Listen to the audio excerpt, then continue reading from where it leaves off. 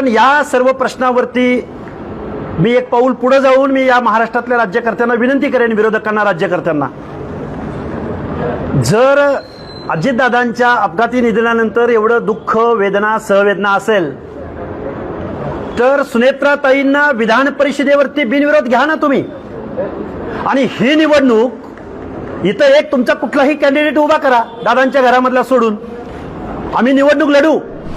बारामती विधानसभा मतदारसंघामध्ये पोटनिवडणुकीची अधिसूचना जारी झालेली आहे आणि निवडणुकीची अधिसूचना जारी झाल्यानंतर बारामती परिसरामधील अनेक कार्यकर्त्यांचे आम्हाला फोन आहेत की ही निवडणूक लढली पाहिजे। मग निवडणूक लढली पाहिजे, कोण लढणार, कशी लढणार, या असे अनेक प्रश्न डोळ्यासमोर ठेवून आम्ही बारामती परिसरामधल्या अनेक लोकांच्या गाठीभेटी घेत आहोत। अनेक सामाजिक संघटनांच्या पदाधिकाऱ्यांचे, प्रमुखांचे आम्ही भेटी घेत आहोत आणि आजही आम्ही बारामती तालुक्यामध्ये आहोत, कालही होतो आणि पुढचे 2 ते 5 दिवस आम्ही बारामतीमधल्या प्रत्येक माणसांच्या, तरुणांच्या, युवकांच्या, विशेष करून बारामती नगर परिषदेमधल्या अनेक लोकांच्या आम्ही भेटीगाठी घेत आहोत।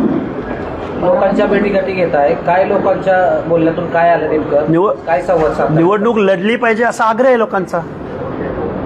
निवडणुकीला सामोरं गेलं पाहिजे, निवडणूक लढली पाहिजे आणि लोकशाहीमध्ये निवडणूक बिनविरोध करणं म्हणजे हे लोकशाही विरोधी कृत्य आहे। अगदी इथं सहानुभूती आहे, दादांचं अपघाती निधन झालंय, इथं बारामती विधानसभेमधल्या लोकांच्या मनामध्ये दुःख असणं स्वाभाविक आहे। एक महिला या महाराष्ट्राची उपमुख्यमंत्री झाली, ही गोष्ट अपिलिंग आहे। पण या सर्व प्रश्नावरती मी एक पाऊल पुढे जाऊन मी या महाराष्ट्रातल्या राज्यकर्त्यांना विनंती करेन, विरोधकांना, राज्यकर्त्यांना, जर अजितदादांच्या अपघाती निधनानंतर एवढं दुःख, वेदना, सहवेदना असेल तर सुनेत्राताईंना विधान परिषदेवरती बिनविरोध घ्या ना तुम्ही।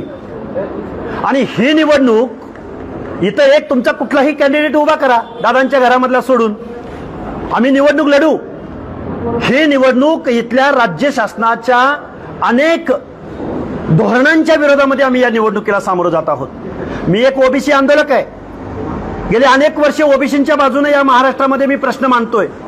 आमचे सर्व चळवळीतले सहकारी आहेत, आमचं पंचायत राजमधलं आरक्षण गेलंय, आम्हाला बजेट मिळत नाही, निधी मिळत नाही, मान सन्मानाच्या जागा मिळत नाहीत। आज पंचायत राजमधलं सर्व आरक्षण संपलेलं आहे। आम्ही हे वेळोवेळी सांगतोय, जर कुणाला आम्ही निवडणूक लढतोय किंवा आम्ही निवडणुकीला उभं राहतोय, यांच्या पोटात गोळा आलाय, आम्हाला हे खलनायक ठरवतायत, आमची बदनामी करायचा प्रयत्न करतायत, मी आव्हान करतो इथल्या शासनकर्त्यांना, सुनेत्राताईंना विधान परिषदेवर घ्या। तुम्ही माननीय शरद पवार आणि रोहित पवार यांना राज्यसभेवर बिनविरोध पाठवलंच ना, तिथं तुम्ही पक्ष पार्टी बघितली का? सुनेत्राताईंना बिनविरोध करा आणि तुमच्यात धमक असेल ना तर तुमचा कुठलाही कॅन्डिडेट बारामती विधानसभेला उभा करा, आम्ही त्याला पराभूत करून दाखवू। हा विश्वास बारामतीमधल्या चळवळीमधल्या कार्यकर्त्यांना, शोषित, वंचित, पीडित, ओबीसी, दीनदलित या सर्व पदाधिकाऱ्यांना हा विश्वास द्यायला मी बारामतीमध्ये काल आलो होतो, आज आलोय आणि इथून पुढच्या 8 दिवसाच्या कालावधीमध्ये येऊ।